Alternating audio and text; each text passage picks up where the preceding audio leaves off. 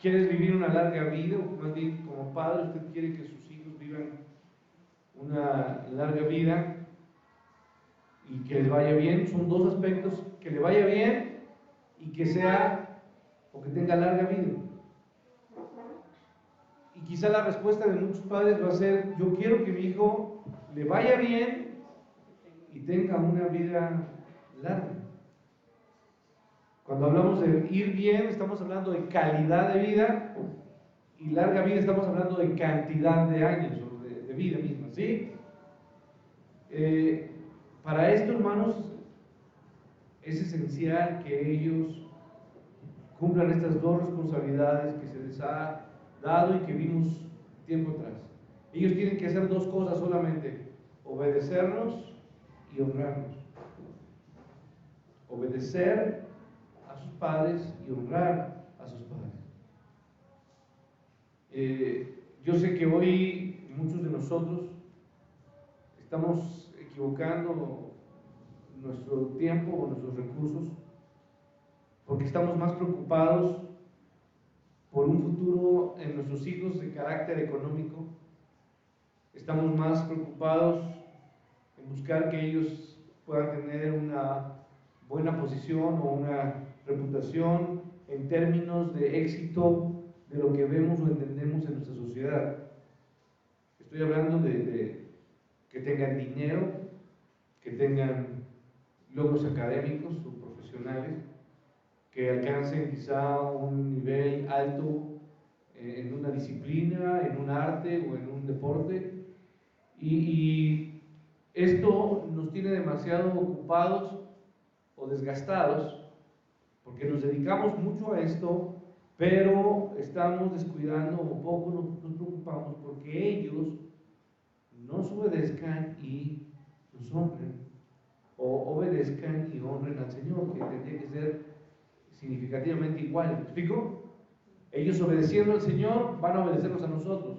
Ellos honrando al Señor van a honrarnos a nosotros. Entonces, esto, hermanos, usted lo debe saber. ¿Nuestros hijos de manera natural van a obedecernos? No. Nuestros hijos por naturaleza son hijos rebeldes. ¿Sí? Esto es la realidad.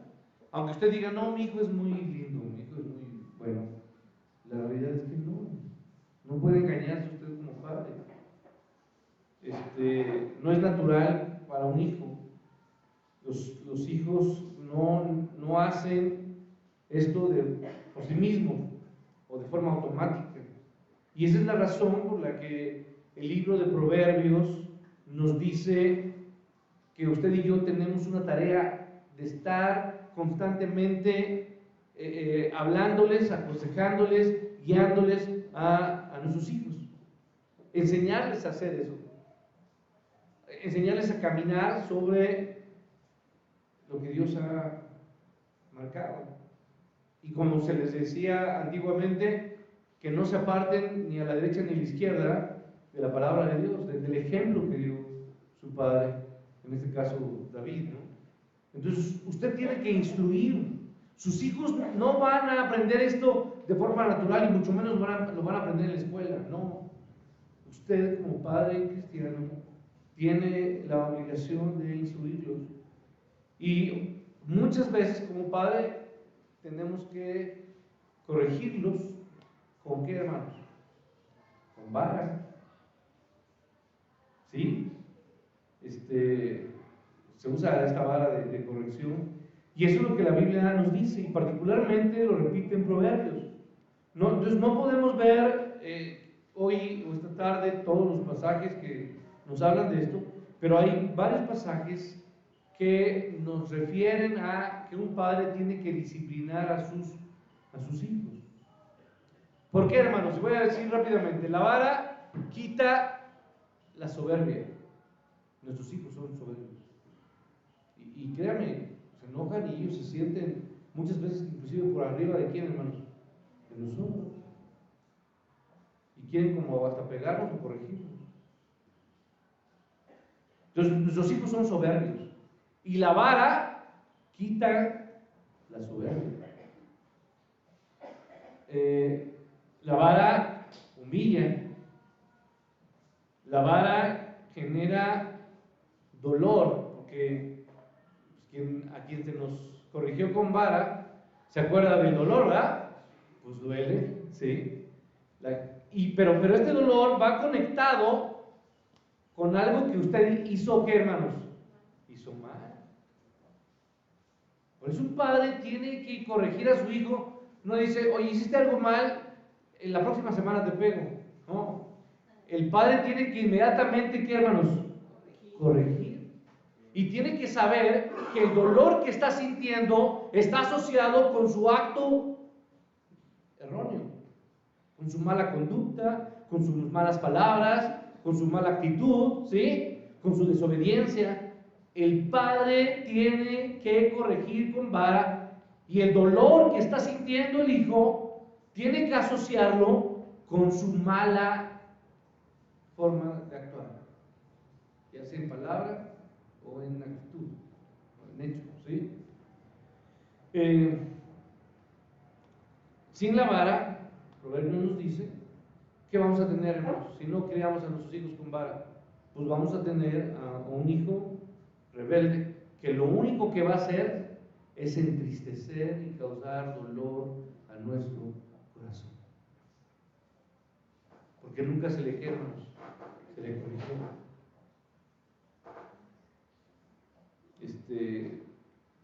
Ese hijo no solamente va a traer dolor, sino va a humillarnos.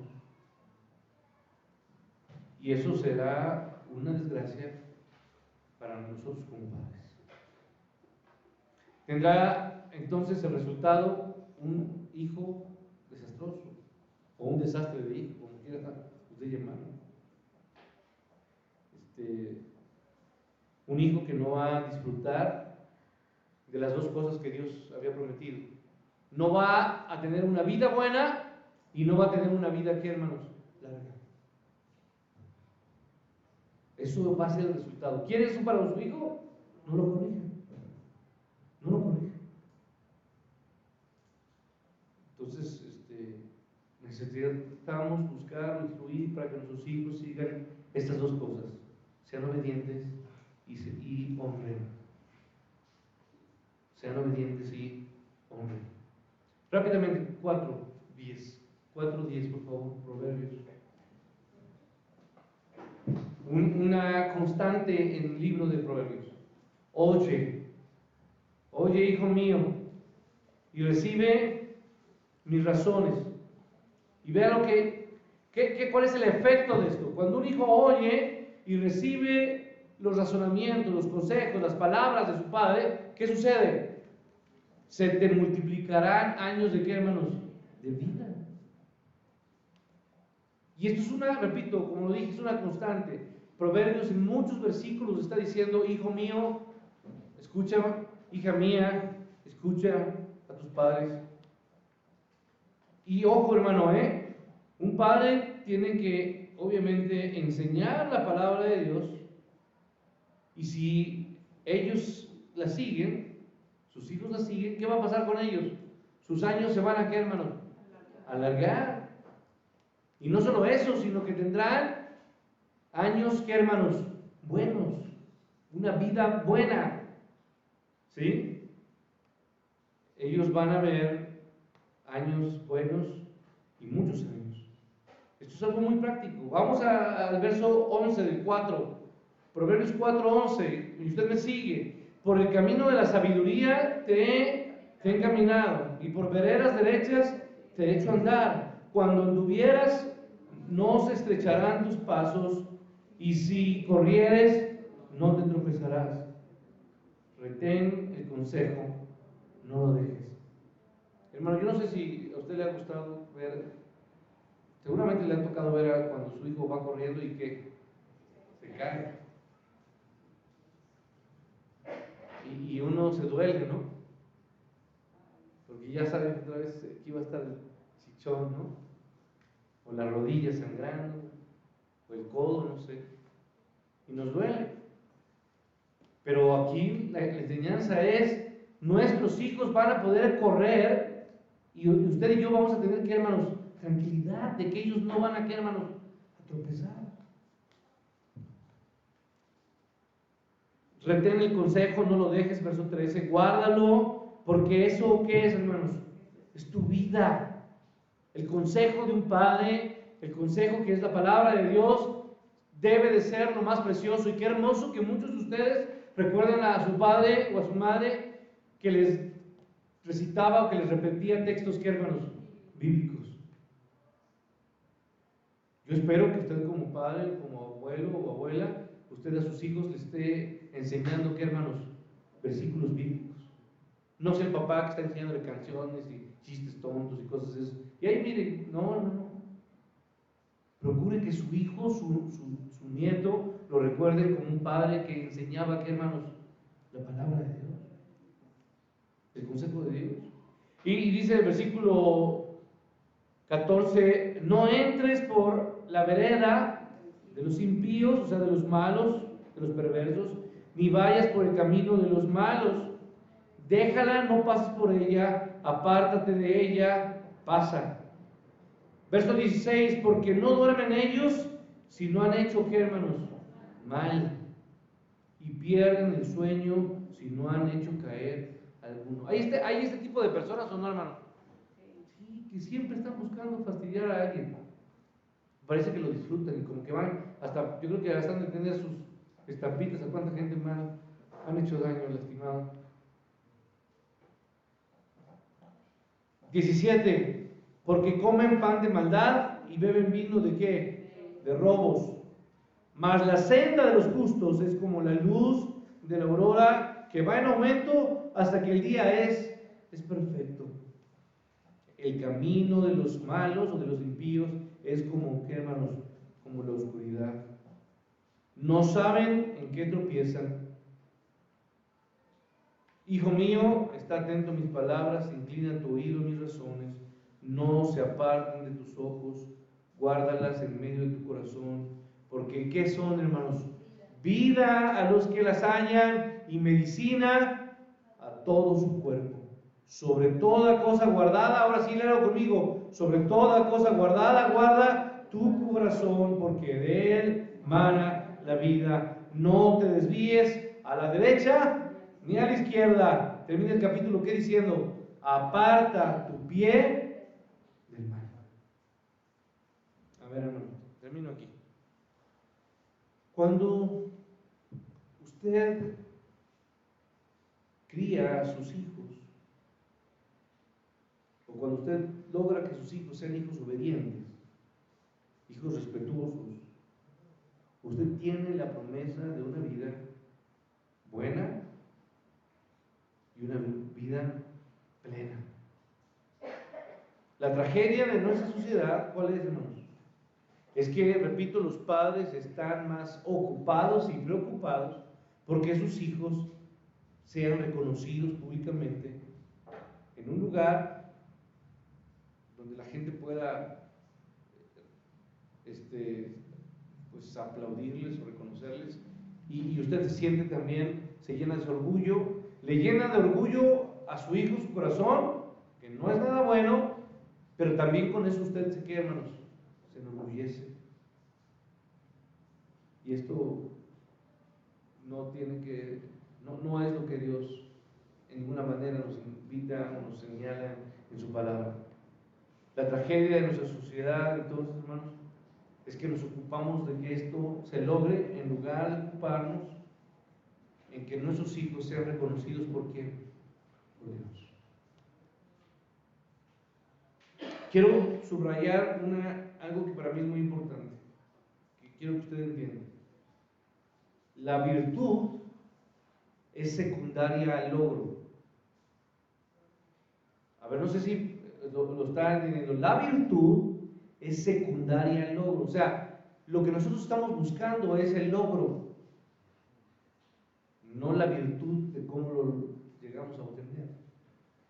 El logro, hermanos, es que nuestros hijos vivan una vida que buena y una vida que larga.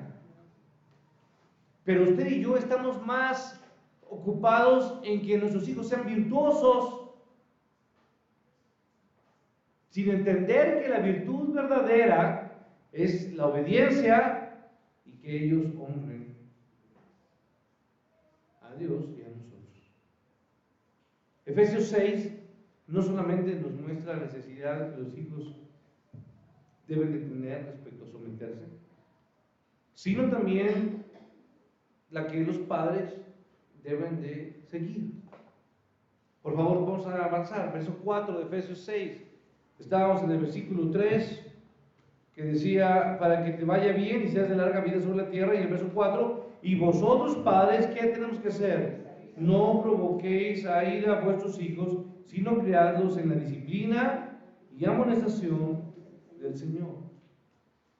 Cuando dice padres, está incluyendo ¿a quién? A ambos, a padre y a madre. No provoquéis a ira a vuestros hijos, sino criadlos en disciplina y amonestación del Señor. Esta entonces es nuestra responsabilidad como padres. Ahora, si me voy un poco más atrás, recordando lo que teníamos que hacer como en cada rol, papá o mamá, vaya al versículo 22 del capítulo anterior. 5:22, por favor, síganme. ¿Qué dice Efesios 5:22? ¿Cuál es el deber de una esposa? Verso 22. Las casadas estén, ¿qué, hermanos? Sujetas a sus propios maridos. ¿Como a quién? Como al Señor. Verso 23. Porque el marido es cabeza de la mujer, así como Cristo es cabeza de la iglesia, la cual es su cuerpo, y Él es, ¿qué, hermanos? Su Salvador. Verso 24. Así que como la iglesia está sujeta a Cristo, así también las casadas lo estén a sus maridos. ¿Y qué dice ahí? En todo. No hay algún punto donde no deban. Ahí el verso 22, repito, dice, estén sujetas a sus propios maridos. La palabra que a muchos no les gusta, someterse, es una palabra que nuestra sociedad odia. Someterse suena como a esclavitud, ¿no? Y ya mucha gente ve este tipo de palabras como algo totalmente fuera de contexto social, retrógrada, ¿sí? Pero en Génesis 3, que vamos a ir ahí, hermanos, Génesis 3, por favor, pasaje muy conocido, así como Juan 3:16. Génesis 3:16, ¿qué dice? Bueno, si me sigue, el verso 16, ahí podemos ver algo que sucedió específicamente con la mujer. Si lo tiene, usted me sigue con su vista. Génesis 3, verso 16, dice, a la mujer dijo, multiplicaré en gran manera los dolores en tus preñeces, con dolor darás a luz tu hijo, y tu deseo será ¿para qué? Para tu marido. Esto ya lo he tocado en otras ocasiones, pero quiero recordarlo con ustedes esta tarde, hermanos. En Génesis 3:16 lo que vemos es que la mujer va a tratar de usurpar el lugar de quién, hermanos, del hombre. ¿Cuál lugar? En la familia, ¿quién es la cabeza, hermanos? El hombre, el hombre. ¿Es un asunto de que la mujer es inferior al hombre? No, no es un asunto de eso. No es inferior, pero tienen roles, ¿qué, hermanos? Distintos. ¿Sí? Entonces, la mujer va a tener este deseo y va a tratar de gobernar o imponerse a su marido. Yo sé que no están, ahorita no estoy hablando de las esposas de aquí, estamos hablando de otras esposas, de otros países, pero aquí no. ¿Sí? Pero la mujer, por naturaleza, trata de imponerse y gobernar a su marido, y el marido, por el contrario, ¿qué busca, hermanos? Pues también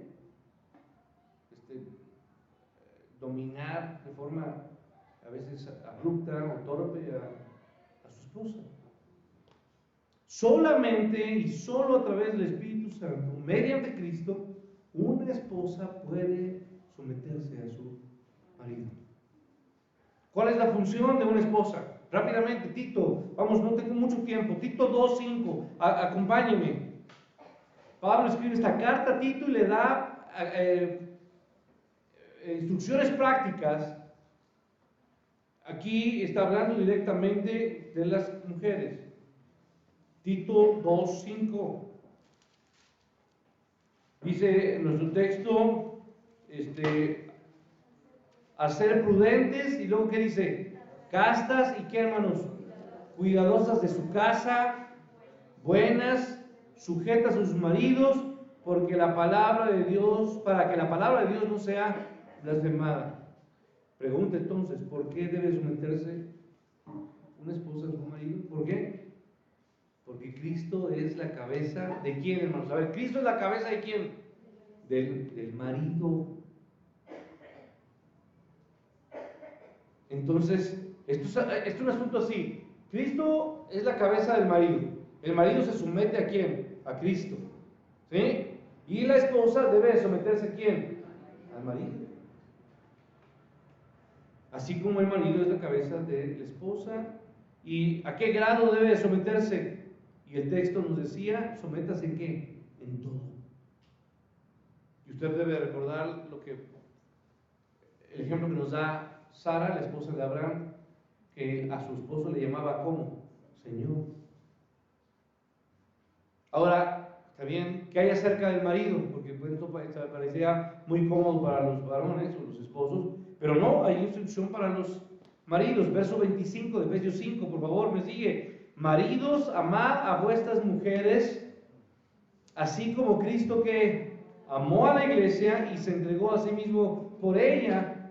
¿Para qué, hermanos?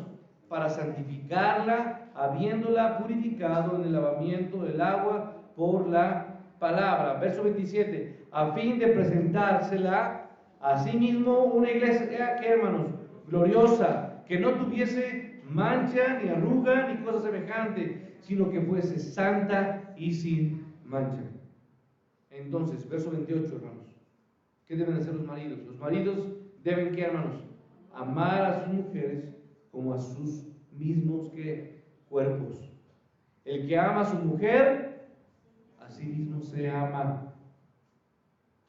Verso 29, porque nadie aborreció jamás a su propia carne. Y usted debe recordar el principio de dónde viene, porque ambos serán una, ¿qué, hermanos? Una sola carne. Y el verso 29 sigue, sino ¿qué hace el marido? La sustenta y ¿qué hace? La cuida. A ver, entonces el amor de un esposo se traduce en dos cosas: amar y ¿qué, hermanos? Digo, sustentar y ¿qué? Y cuidar. Como también Cristo, ¿qué dice ahí? A la iglesia, verso 30, porque somos miembros de su cuerpo y de su carne y de sus huesos. A ver, hermano, ¿qué tiene que hacer un esposo? Amar a su esposa. ¿De qué manera? Como Cristo amó a la iglesia. Ahora, ¿qué tipo de amor es ese? ¿Qué fue lo que hizo Cristo por la iglesia? Dio su vida. Dio su vida. Sacrificial. Abarca todo. Es un amor, como lo acabamos de ver, un amor que purifica. Entonces, no es un amor que contamina a la esposa. Escuche, no la contaminamos. No buscamos que ella genere sentimientos, pensamientos que no sean dignos. Es un amor que purifica, un amor que es considerado, un amor, hermanos, que cuida de ella y que ese amor genera perdón. Un amor que perdona. Ahora, verso 29, ese amor, dije que se traduce en dos cosas muy prácticas, claras. El marido tiene que sustentar ¿a quién, hermanos? A su esposa. ¿Y esto qué significa, Salud? Que el marido tiene que proveer ¿para qué, hermanos? Para sus necesidades. Para todas sus necesidades. Y luego, verso 29, dice la cuida, ¿sí o no, hermano? Y si usted va al griego y al texto original, literalmente significa cuidar calentar corporalmente a la esposa. Eso es. Y esto entonces, hermanos, significa darle afecto seguro, un amor permanente. ¿Y por qué debemos hacerlo, hermanos? Porque ella, escuche bien, es un depósito que se nos ha dado a nosotros. Y es un depósito sagrado. ¿Por qué es un depósito sagrado? Porque, y voy a la parte más importante para nosotros como esposos, porque un matrimonio ejemplifica la relación hermosa y linda entre Cristo y la iglesia. Entonces, cuando la gente ve nuestros matrimonios, que son atroces, en ningún momento estamos acercándonos al propósito de Dios en el matrimonio. El matrimonio tiene que ser la idea más clara para la gente. Escuche bien, de lo que Cristo hizo por la iglesia. Hermanos, esto está muy difícil, ¿no? Yo creo que a lo mejor me tengo aquí. Entonces, así como una esposa se somete a su marido, como al Señor, el marido debe someterse a su responsabilidad de ser proveedor, de ser protector de su esposa. Y juntos tienen que buscar la salvación de quién, hermano, de sus hijos. Es lo que tienen que buscar. Como padres debemos enseñarles el Evangelio, y esta es la parte más difícil para la que llega a nosotros. Mucha gente cree que un padre cumple cuando envía a su esposa o a sus hijos a la iglesia. Eso es importante que los hijos aprendan, aprendan el Evangelio, pero como padres no solamente se les debe enseñar la palabra o el Evangelio a los hijos, sino que uno como padre tiene que modelar la palabra de Dios en sus propias vidas.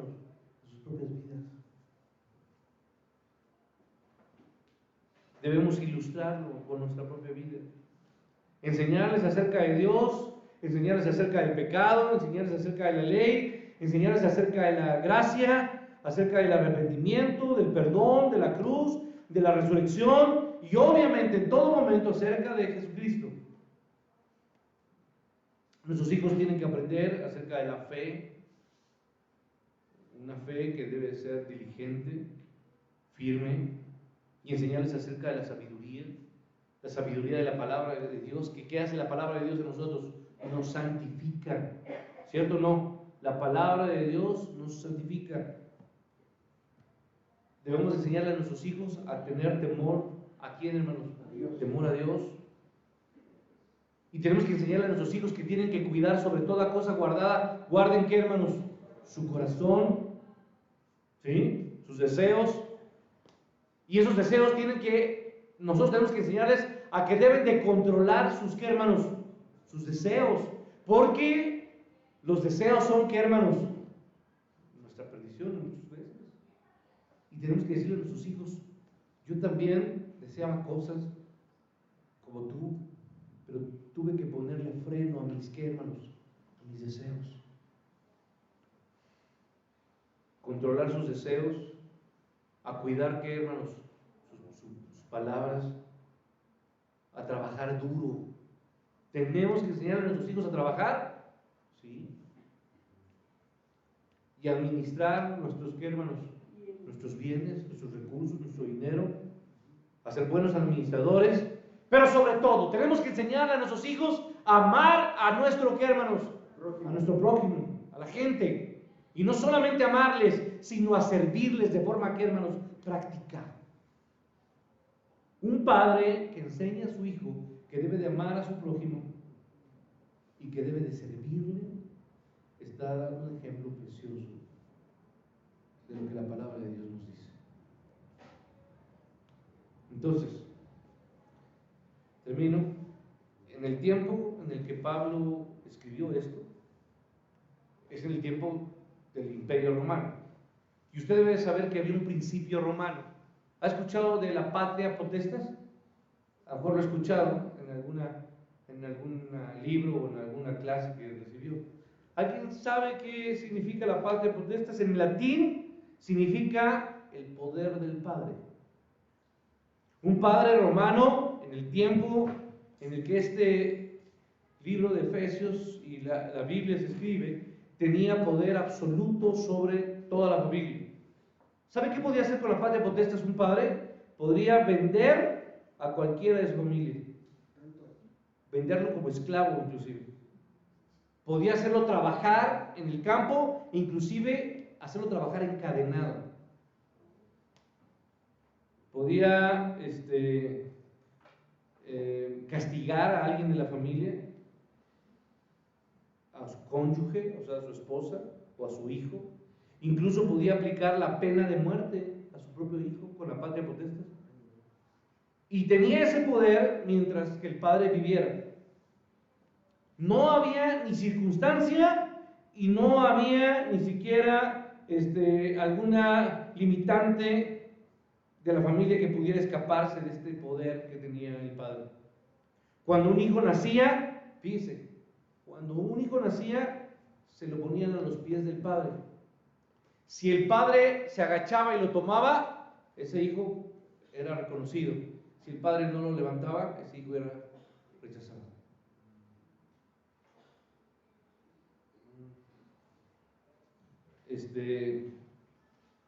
Hay una carta con la que quiero terminar, escrita en el primer siglo, antes de Cristo. Esta carta le escribió un hombre llamado Hilario a su esposa. Él le escribe en un idioma muy formal, fíjese, y escribe: Hilario a la familia de Alicia, su esposa.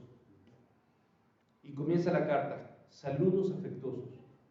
Imagínense que si mi esposa recibe una carta y yo le empiezo a decir: Marisa, saludos afectuosos, obviamente esto es raro, ¿me explico?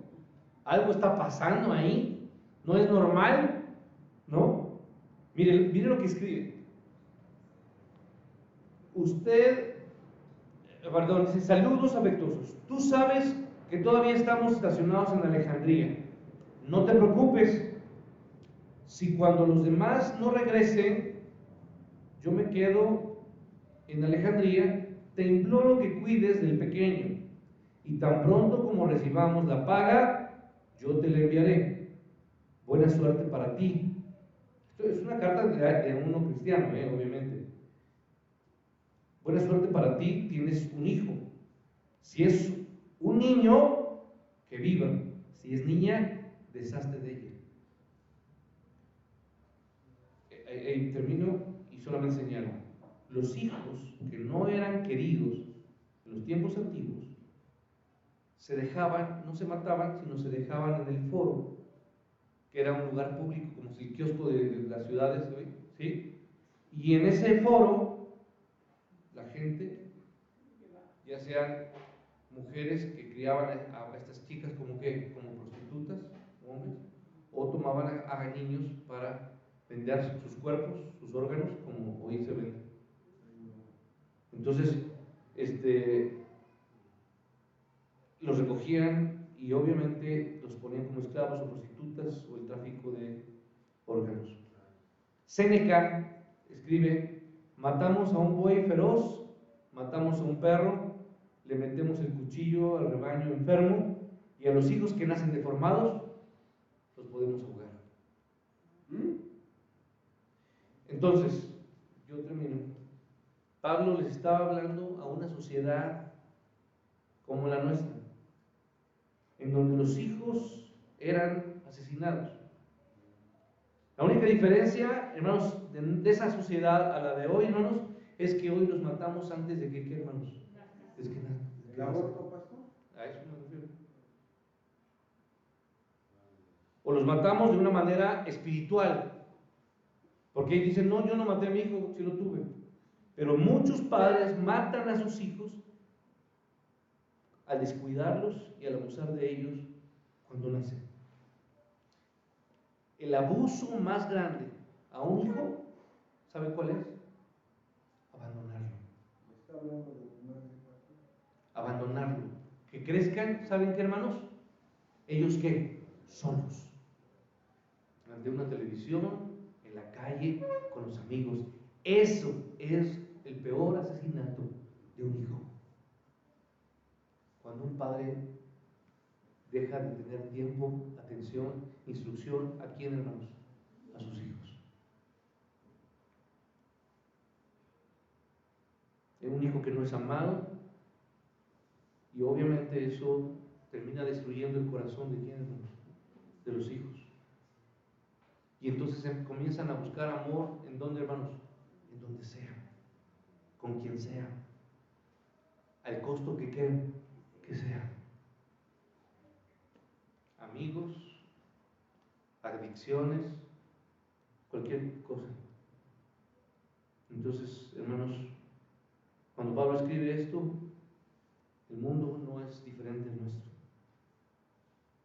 Señor, gracias te doy por tu palabra y ayúdanos a ser conscientes del daño, de lo que hemos lastimado a nuestros hijos como padres cuando no platicamos, no les instruimos, no les amamos, no les abrazamos, no estamos presentes con ellos.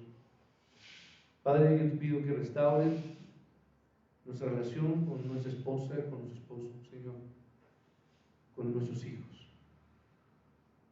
Cuánto, Padre, duele y cuánto ha afectado a nosotros, Padre, lo que Satanás ha logrado ganar terreno en nuestras familias. Yo te pido perdón, Padre, y te pido que nos ayudes a restaurar lo que ha sido desquebrajado, rasgado, destrozado por Satanás, por nuestro pecado, por nuestra necedad, por nuestro orgullo. Señor, haz que nuestras esposas puedan someterse, Padre, a sus esposos, pero haz que nosotros como varones, como esposos, Señor, las amemos, las sustentemos y les cuidemos. Perdona, Padre, nuestro mal caminar y ten misericordia y ayuda a nuestras familias. Lo necesitamos, Padre.